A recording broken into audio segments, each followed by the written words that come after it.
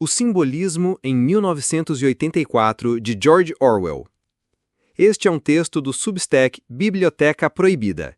Inscreva-se para ser notificado de nossas próximas publicações. 1984, de George Orwell, é uma das mais contundentes alegorias já escritas sobre a opressão política e a falsificação da realidade. Muito além de uma distopia futurista, a obra funciona como um verdadeiro tratado simbólico da decadência espiritual e da degradação da consciência. Cada elemento que compõe o universo de Oceania não tem apenas função narrativa, mas expressa um aspecto arquetípico da alma humana submetida ao controle total. O romance mostra, em linguagem ficcional, como se dá a substituição progressiva da verdade por uma construção artificial imposta de fora para dentro. Trata-se de uma desmontagem da estrutura interna do ser humano, da inteligência, da memória e da identidade. O totalitarismo aqui não é apenas uma forma de governo, é um modelo de alma. Neste contexto, cada símbolo, seja uma figura, uma instituição ou um objeto, representa uma deformação específica da vida interior. Eles não estão apenas no plano sociológico, mas operam no mais íntimo da experiência pessoal. Entender 1984 simbolicamente é perceber o processo pelo qual uma civilização inteira se transforma em um campo de adestramento da mentira, onde a realidade é abolida e substituída por comandos psicológicos. O Grande Irmão. A figura do Grande Irmão domina a paisagem do livro com uma presença inquietante. Seu rosto aparece em cartazes, nas paredes, nos anúncios públicos. Mas ele jamais é visto diretamente. É uma autoridade sem substância visível, uma imagem sem corpo. Ainda assim, é adorado, temido e obedecido como se fosse uma entidade onipresente. Esse personagem simboliza a transformação do poder em uma abstração absoluta. Ao contrário dos antigos governantes que exigiam fidelidade a partir da sua presença concreta, o Grande Irmão exige adoração por sua ausência. O poder total não precisa mais de um corpo. Ele se sustenta como um mito visual, repetido incessantemente. Isso revela uma verdade inquietante sobre as estruturas de controle modernas. Elas não se baseiam mais em figuras humanas identificáveis, mas sim em signos, imagens e sistemas que substituem o contato direto por uma vigilância sem rosto. O Grande Irmão é o símbolo da despersonalização da autoridade. Nesse sentido, sua função simbólica não é apenas política, mas espiritual.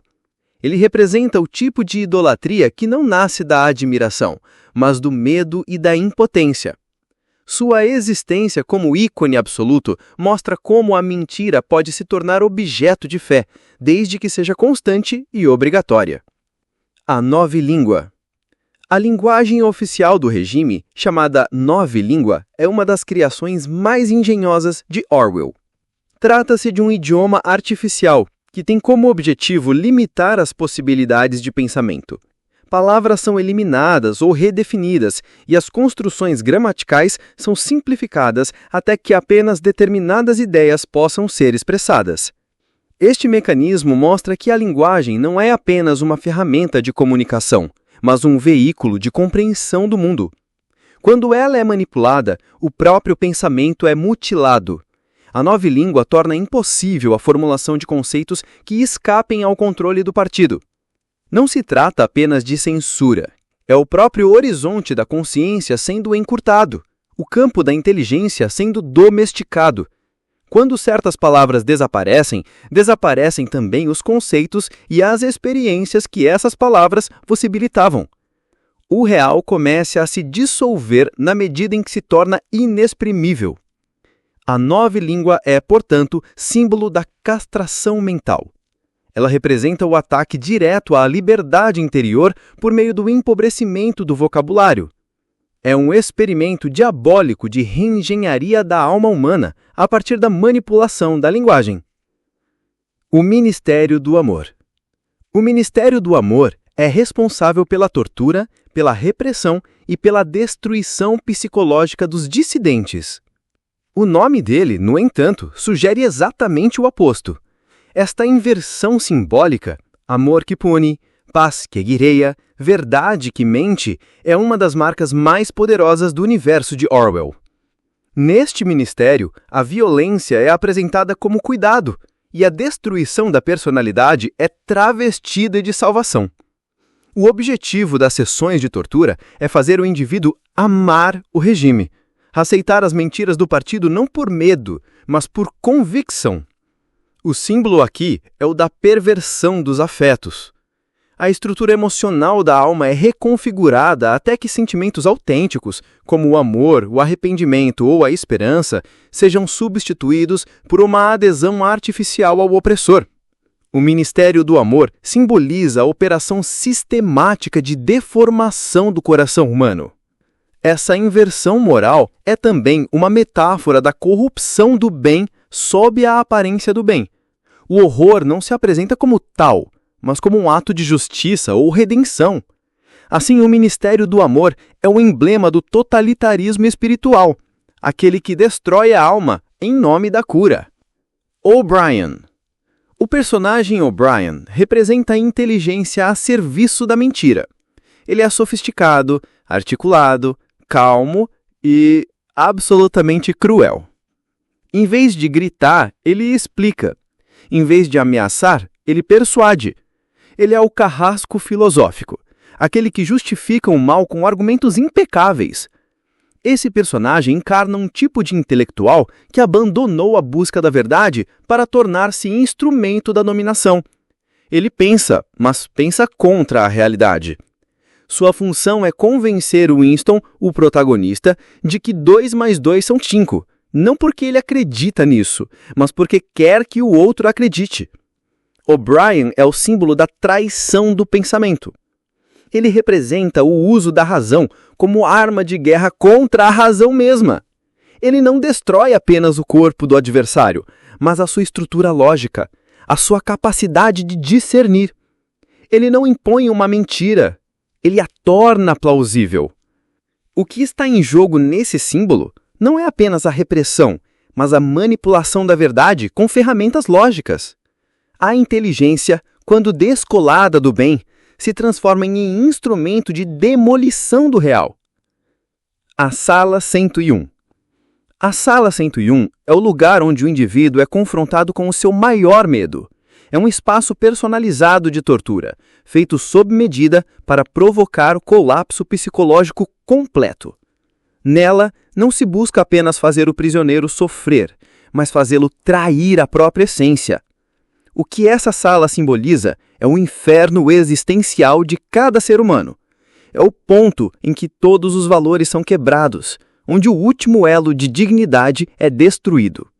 Winston, diante do terror da Sala 101, não apenas renegar seus ideais, ele entrega a pessoa que mais ama. Essa traição é o ápice do simbólico da derrota espiritual. Não se trata apenas de uma rendição forçada, mas de uma ruptura interior, de uma desintegração do eu. A Sala 101 simboliza a capitulação da alma diante do medo absoluto. É o momento em que o indivíduo abdica da própria verdade para preservar a vida física. É o momento em que o corpo sobrevive, mas o espírito morre. Como símbolo, é a expressão última do totalitarismo interiorizado. A teletela. A teletela é um dispositivo que transmite e grava constantemente. Todos estão sendo observados. Não existe mais privacidade, nem mesmo dentro da própria mente, pois os gestos, os olhares, os sonhos são policiados. Essa vigilância constante destrói a vida interior. Já não é mais possível pensar sem censura, refletir sem medo, arrepender-se em silêncio. O ser humano vive em um estado permanente de exposição. A alma, impedida de recolhimento, começa a se esvaziar. A teletela simboliza a violação da consciência. Ela não é apenas um aparelho de controle externo, mas um instrumento de invasão psíquica. Ela bloqueia o espaço mais íntimo do ser, o da contemplação, da oração, da memória e do remorso. Com ela, o totalitarismo alcança a última fronteira. Já não basta comandar o comportamento. É preciso capturar os pensamentos, moldar os sentimentos e impedir o silêncio. A teletela é um emblema da extinção da subjetividade livre. O diário. O diário que Winston escreve no início do romance é um gesto solitário de resistência. Nele, ele tenta fixar em palavras aquilo que ainda sabe ser verdade, mesmo sabendo que essas palavras poderão condená-lo. Escrever ali é um ato de coragem. Esse objeto, simples e frágil, representa o esforço da consciência para permanecer intacta. É a tentativa de preservar um vínculo com a realidade em meio à avalanche de mentiras. Ao escrever, Winston afirma: o real ainda existe e ele pode ser nomeado. O diário simboliza a fidelidade da alma a si mesma. É uma âncora no meio do caos, um refúgio onde ainda é possível distinguir o certo do errado. Enquanto ele escreve, Winston ainda é alguém, ainda é humano. Este símbolo encerra o que talvez seja a última possibilidade de liberdade em um mundo de controle absoluto. A memória, a palavra, o gesto íntimo que não se dobra. O diário é, por fim, a semente da verdade plantada no deserto. 1984 é uma obra que utiliza o simbolismo com uma precisão brutal. Cada elemento do romance serve como espelho da degradação da consciência e da substituição da realidade por um sistema artificial. A denúncia que a obra faz não é apenas política, mas ontológica. Ela mostra como a verdade pode ser esmagada quando o espírito humano é reduzido a uma função do poder. A vigilância, a linguagem, a autoridade, o medo, tudo é apresentado como parte de uma engrenagem destinada a anular o ser. Mas, em meio a esse cenário devastador, Orwell também revela onde a resistência pode nascer, no gesto de escrever, de lembrar, de pensar. O simbolismo de 1984 é, portanto, uma cartografia da alma, submetida à opressão, mas também uma advertência. Ele nos lembra que o totalitarismo não começa com tanques e fuzis, mas com a erosão da consciência, com a aceitação passiva do absurdo, com o silêncio diante da mentira.